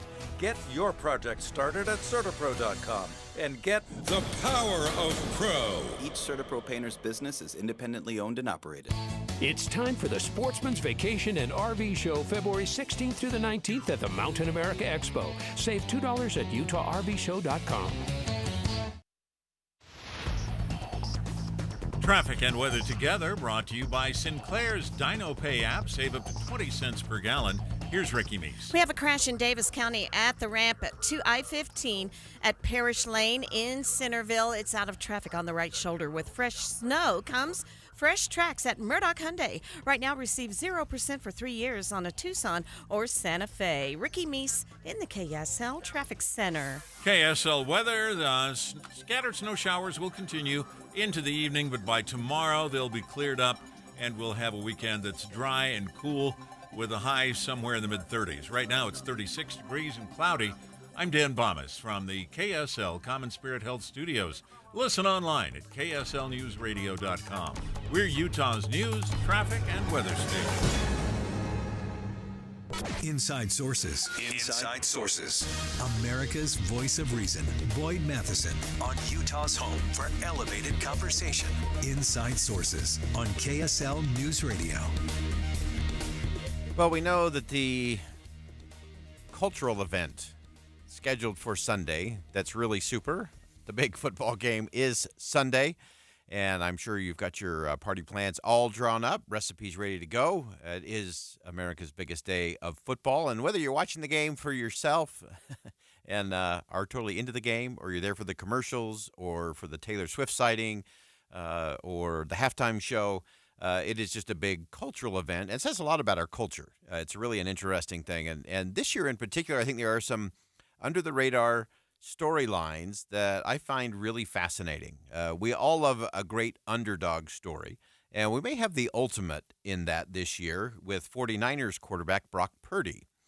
And you've heard me say on this show before that the most amazing and extraordinary things in history happen within the parentheses of a crazy idea. Brock Purdy starting at quarterback for the San Francisco 49ers in the Super Bowl is definitely one of those things that is within the parentheses of an incredibly crazy idea. He was drafted into the NFL in a very unique spot. It's called Mr. Irrelevant, which means that the year that he left college and went to the pros, he was the very last player picked in the draft. And that person has earned this moniker of Mr. Irrelevant because most of them don't survive in the league very long. It's usually a pretty inconsequential pick. In fact, there have been a few times over the years where people have used those Mr. Irrelevant picks to pick people who don't even play football because they don't expect them to make the team anyway. Well, Brock Purdy beat the odds on all of that as Mr. Irrelevant and not only made it in the league, is now going to play in the biggest game on the biggest stage of all on Sunday afternoon. That's a pretty extraordinary, within the parentheses of a crazy idea kind of moment. But when you get to understand who he is a little bit, you start to understand why he's actually in that space and in that role. And that's a great story. We'll come back to that in just a second. I also want to get into just the craziness of it all. So as Mr. Irrelevant, you tend not to get paid as well as all the other players who get drafted in the league. And that is the case with Brock Purdy. Now, nobody should feel too sorry for Brock Purdy, only making about $870,000 as a base salary this season. But it is pretty extraordinary and pretty stunning if you compare what Brock Purdy is making as a professional quarterback compared to quarterbacks playing in college. So these are people who haven't even gone pro, but of course we now live in this new era of name, image, and likeness where college athletes can make a lot of money off of their name, image, and likeness. So let's just do a little comparison here. Brock Purdy, again, making about $870,000 base salary. Arch Manning, who is a freshman quarterback at the University of Texas, $3.8 million.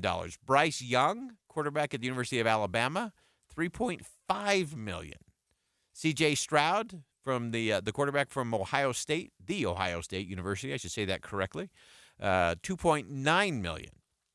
Caleb Williams, $2.6 million from the University of Southern California. So all of that is just kind of an interesting comparison in terms of what some of the college quarterbacks are making.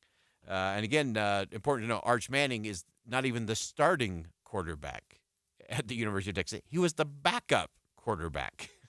So the backup quarterback making about 4 times as much as the professional quarterback who will be playing in the Super Bowl on Sunday. I think we've got things a little upside down and backwards when it comes to that. So that's an interesting thing. Here's another really interesting comparison, just since we're in the numbers game for a minute. So if you take a couple of other professional quarterbacks, so never mind the college quarterbacks, let's go to the professional quarterbacks. So Lamar Jackson is, of course, the starting quarterback for the Baltimore Ravens. He is not playing in the Super Bowl, by the way, but it only takes him 11 minutes of one game to earn the equivalent of what Brock Purdy is making for the entire season. Patrick Mahomes, who will be the other starting quarterback on Sunday, it takes him a whopping 16 minutes of playing time to earn the equivalent of what Brock Purdy has made in an entire year. So things are pretty interesting there. This is the underdog story, and I think it's one worth noting. And how he got there, I think, is a really interesting thing in terms of what he was willing to do and how he went about it. He is so level-headed, so centered, unflappable in so many ways, even as a young quarterback in a very complicated league, very violent league when it comes to the pressure that gets put on both physically and emotionally in these big games. And so I want to turn for a minute to something that I found really interesting, again, under the headlines, and that is a recent conversation that he had with another legendary quarterback for the San Francisco 49ers, Steve Young. Steve Young asked Brock Purdy about comparisons being made to him and other great quarterbacks over the ages, all the pressure that comes in playing in big games with millions of fans watching, eyeballs all around the world tuning in. And Brock Purdy, has a really interesting perspective when it comes to where his identity really is and where it really matters. Take a listen. That is a perception that you can have, even for myself, like thinking like those kinds of people who say he's not this, he's not that. But again, like I said, my identity isn't in football. So you just refuse. It's like anything that comes from outside, it just doesn't get through the filter. Yeah, exactly. Just my identity, not being in this football, this life, the things that can come with it. And it's all, such a blessing. I'm very thankful for it, and I'm not taking it for granted. But honestly, my mindset is I try to hold this all loosely, not try to hold on to, I need to be the guy, the starter in the NFL, this and that. And I think the more you think like that, the more you start comparing yourself to guys like that, Lamar Jackson, Josh Allen or whatever, and those guys are great, but I'm not them and they're not me. Like, I know who I am. Really interesting. I love that framing of holding all of this loosely. So he's holding his job loosely. He's holding his position as a very famous athlete loosely. He's holding the money that he's making very loosely. and none of it is he incorporating into his identity. And so often we hold on to things so tightly that often it's the cause for things kind of slipping through our fingers because we're grasping, we're holding on to power, we're holding on to position, we're holding on to fame or fortune or even a relationship because it's become our identity. And I love that that Brock Purdy has said, no, I'm just going to hold all of these things very loosely. Because then I can actually hold them and I can do something different with them. I think it's really instructive during the bye week, the week that the 49ers did not play during the year this year. Brock Purdy went home and farmed corn. I don't know that there's another player in the National Football League who actually chose to go do hard labor on a farm the week they had off from playing professional football. So a lot of things to watch as we roll into the weekend and the big game on Sunday. I think Brock Purdy is definitely living a life within the parentheses of a crazy idea. And he's showing that when you put your identity in the right place, and he's one who has put his identity in his faith and in a set of principles that go well beyond anything that he will ever do on a football field, I think that is actually the beginning of greatness. That's the beginning of greatness. The greatness won't be determined by what does or doesn't happen on the football field Sunday. Brock Purdy's already got it straight by holding it all loosely and looking forward with a set of principles and values that'll take him to some pretty extraordinary places in the future. All right, we'll step aside for one last break. John Curtis will join us just back from the border coming up next. Stick around.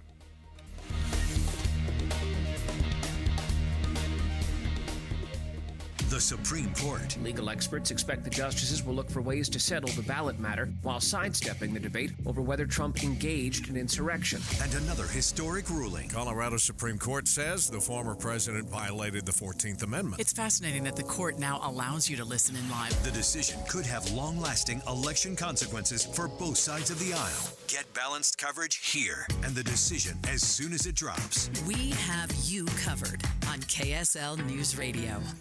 Getting your biggest tax refund from Jackson Hewitt can lead to some spirited reactions. Jackson Hewitt!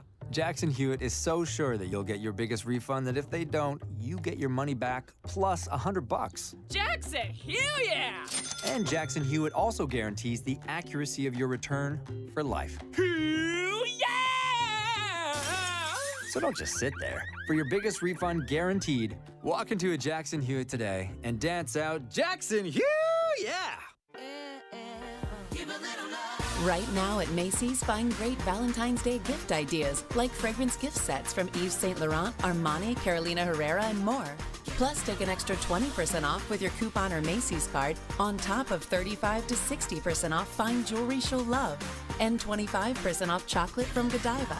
And get your Valentine's gifts even faster when you pick up in-store or curbside now at Macy's. Savings off sale and clearance prices. Exclusions apply. Hey, I'm Andy. If you don't know me, it's probably because I'm not famous. But I did start a men's grooming company called Harry's. The idea for Harry's came out of a frustrating experience I had buying razor blades.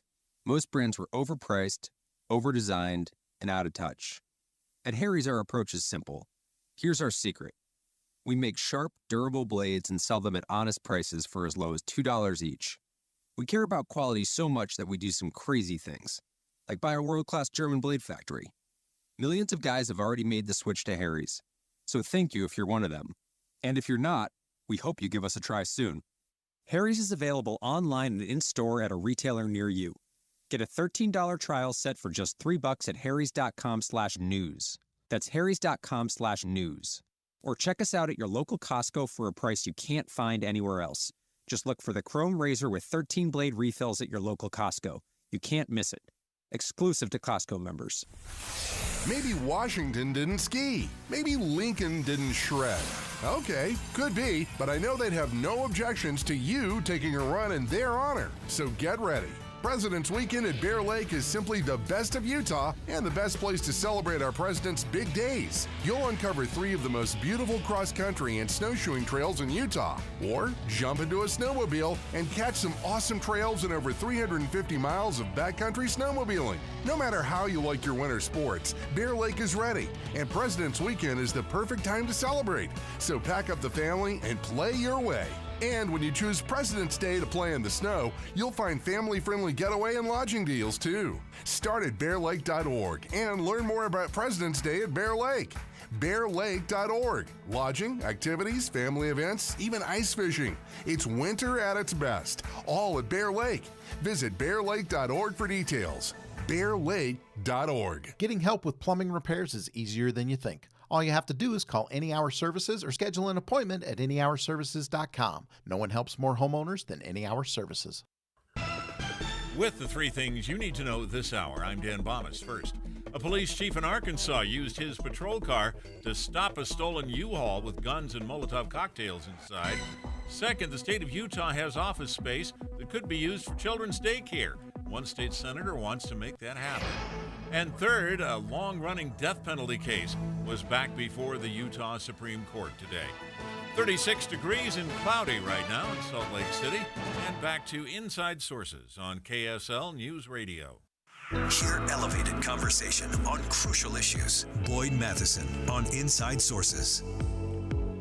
Welcome back to Inside Sources here on KSL News Radio. It's great to be with you today. As always, I am Boyd Matheson, and as we round out the program today, you know, the border situation, I know it can feel like it's so far away from us up here in the state of Utah, and oftentimes I think it actually feels like places like Texas and Arizona, they're just far away and they just need to get along with their neighbors and deal with things at the border.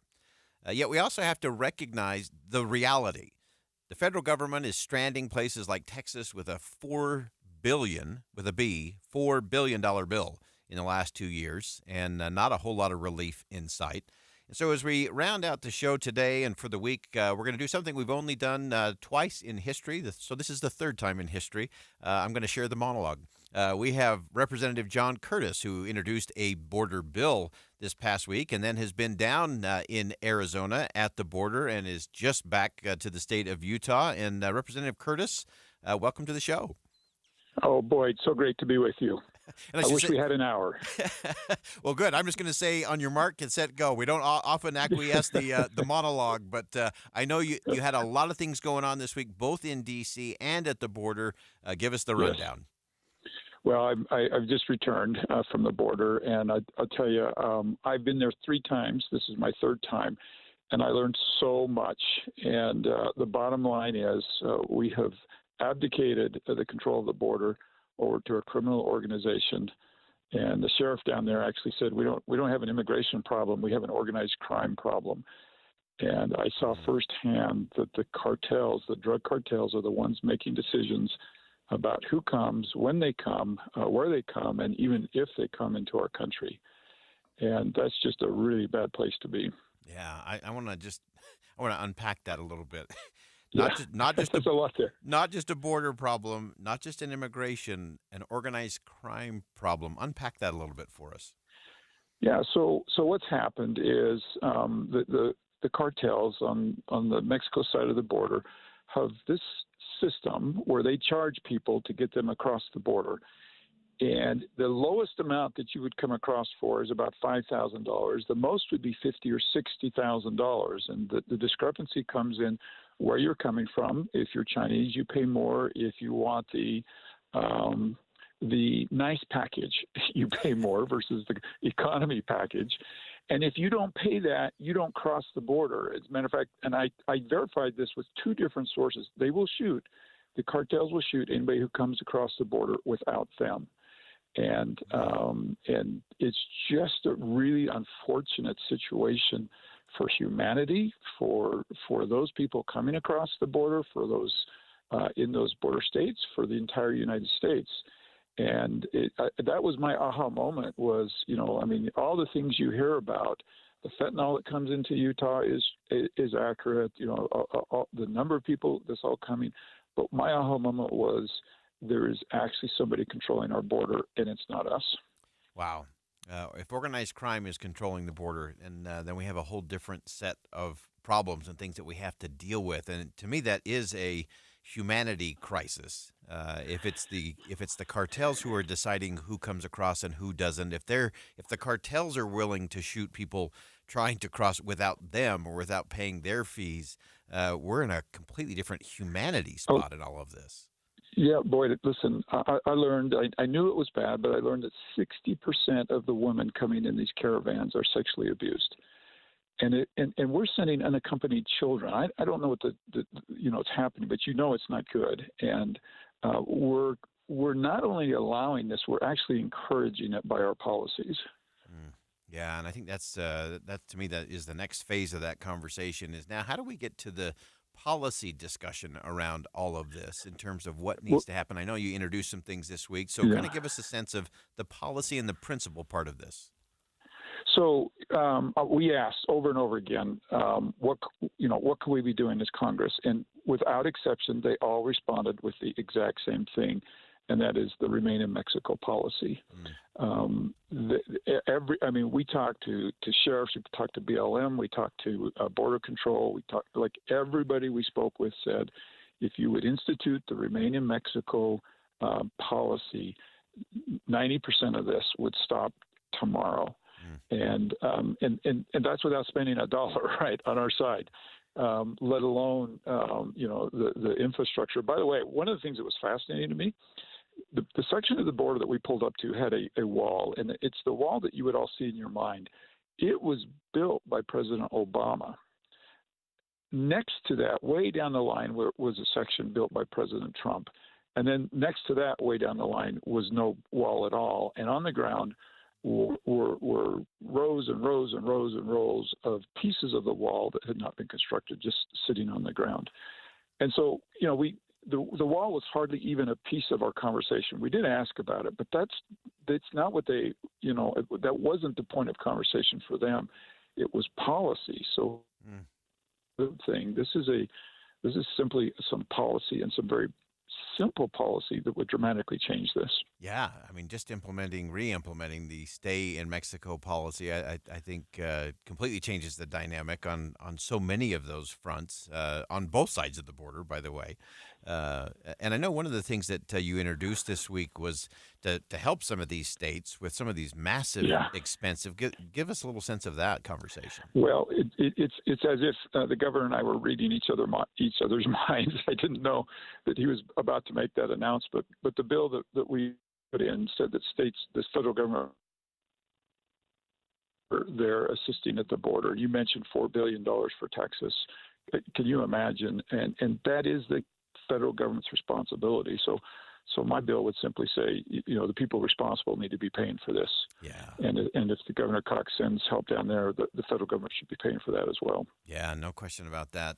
Give us some sense of some of the other conversations or some of the other aha moments. I mean, these are pretty stirring and pretty stunning. We get so lost in the politics and the chatter and clamor of walls and all of that we're really missing the principle and the policy discussion.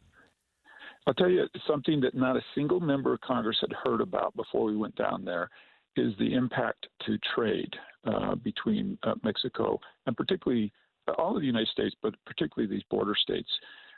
We heard from members of the Chamber of Commerce and things that this is devastating to trade. Arizona's largest trading partner is Mexico. And when we have these problems and in shutting down ports and things like that, like they're doing in Texas, it totally kills the trade. We hadn't even thought about that in Washington, D.C. You don't even really hear that talked about as a byproduct of what's happening down there. But that's a huge impact. And now you're pulling in this whole China conversation, because the stronger our trade relationship is with Mexico, the less dependent we are on China. And so it has all of these ramifications. And then I asked in the hearing, I didn't want to preload the question, but I kind of knew what the answer was going to be. I asked the representative from the Border Patrol how this impacts Utahns, and he said fentanyl. And we see it. If you look at the statistics here in Utah, the fentanyl deaths and everything related to fentanyl has spiked. And as you well know, that kills too many of our loved ones, and particularly our children. here in Utah, and that's directly related to what's going on at the border. That is the ultimate in think again moments. And just in our last minute here, Representative, if you're just joining us, John Curtis, just back from the Arizona border, been also doing important work in Washington, D.C. as it relates to border immigration, what's going on down there. So you've had this extensive week. You've had this just really stunning, eye-opening moments on the border. You've had a chance to take a plane ride back. I know you're just off of the plane, but give me an aha moment or a, man, we got to talk differently about this now. I'll tell you. So last night I did a ride-along with the Sheriff's Department. And as it turns out, I watched 3 men come across the border, be chased down by a helicopter and Border Patrol, and then I happened to be right in their midst, standing, a foot away from them as they were apprehended and dealt with. And one of the 3 stood up and caught my eye, and I caught his eye. And we just had this moment, and it was actually almost soul-crushing for me. His plight, my role in trying to fix this. And I just saw this look in his eye, like, how can you be letting this go on? And yet he was the one in handcuffs. And it was, for me, it was like, man, we got to figure this out. There's too much at stake here.